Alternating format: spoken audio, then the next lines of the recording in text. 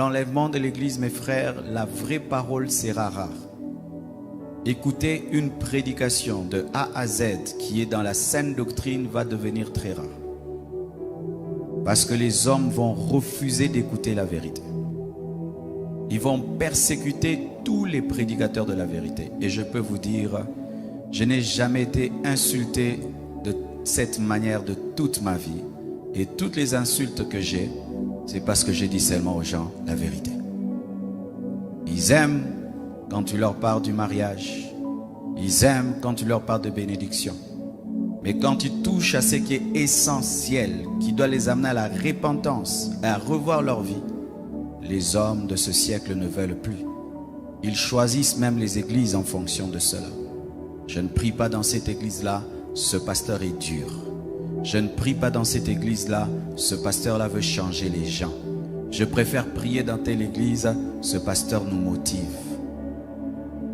La parole va être rare. Rare même pour les enfants de Dieu. Les vrais enfants de Dieu chercheront à écouter la vraie parole. Elle va devenir rare. Que Dieu te fasse grâce, toi qui enseignes, d'être parmi les raretés, les personnes dans lesquelles on trouvera encore l'évangile pur. Il y aura des églises, mais sans la parole de Dieu. Et les enfants de Dieu iront et resteront à leur fin. C'est vrai, j'ai entendu quelqu'un parler, mais il n'a pas parlé de la part de Dieu. Il a ouvert la Bible, mais il n'a pas parlé de la Bible. Ce phénomène va y aller croissant. Des gens qui ouvriront la Bible sans parler de la Bible. Des gens qui parleront de Jésus sans parler de Jésus.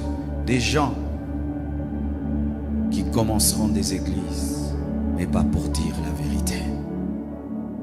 Et les hommes, de même, iront à l'église, mais pas pour écouter la parole de Dieu.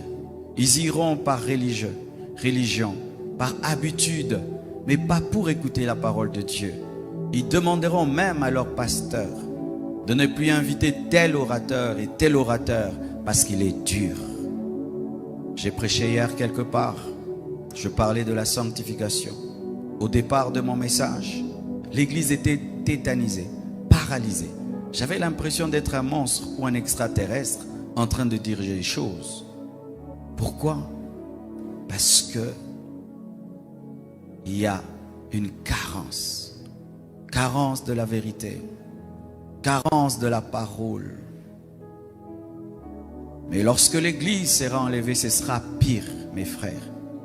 Après l'enlèvement de l'église, les gens chercheront la parole. Les vrais prédicateurs seront enlevés. Les faux prédicateurs resteront. Et la parole sera encore très très rare. Nous avons la grâce, frères, jour après jour, d'écouter la parole.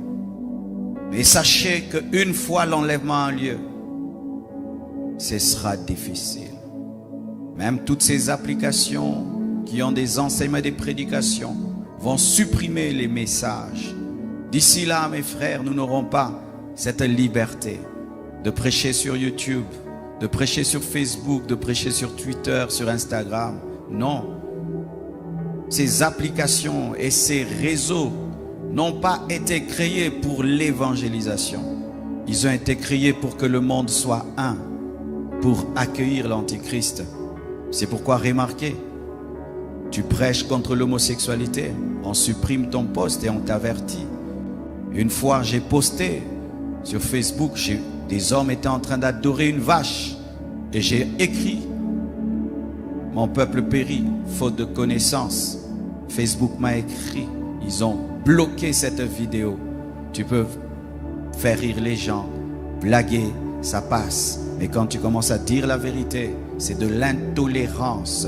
Ils appellent ça l'intolérance. C'est-à-dire que l'Église doit tolérer le péché. Nous devons tolérer l'idolâtrie. Nous devons tolérer l'ignorance.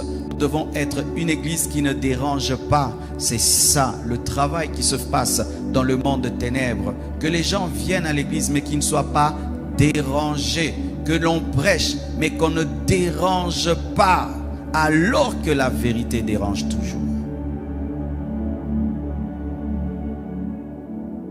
Je vous ai présenté cette parole afin de vous révéler une chose, que la faim et la soif de Dieu existent. Mais pour Amos, c'était une malédiction. C'était une malédiction où Dieu se retirait de son peuple, abandonnait son peuple, refusait de lui parler pendant un temps. Mais aussi, dans la nouvelle alliance, nous pouvons avoir cette soif. Pas comme une malédiction. Nous pouvons avoir cette faim. Pas comme une malédiction, mais au contraire, comme une bénédiction. C'est-à-dire que tu as la parole, mais tu la cherches comme si tu ne l'as pas. Tu as la présence de Dieu, mais tu la recherches comme si tu ne l'as pas. Ne tombez jamais dans la satisfaction. Ne pensez jamais être arrivé dans les choses de Dieu. Ne priez jamais comme si vous connaissez tout et comme si vous avez tout.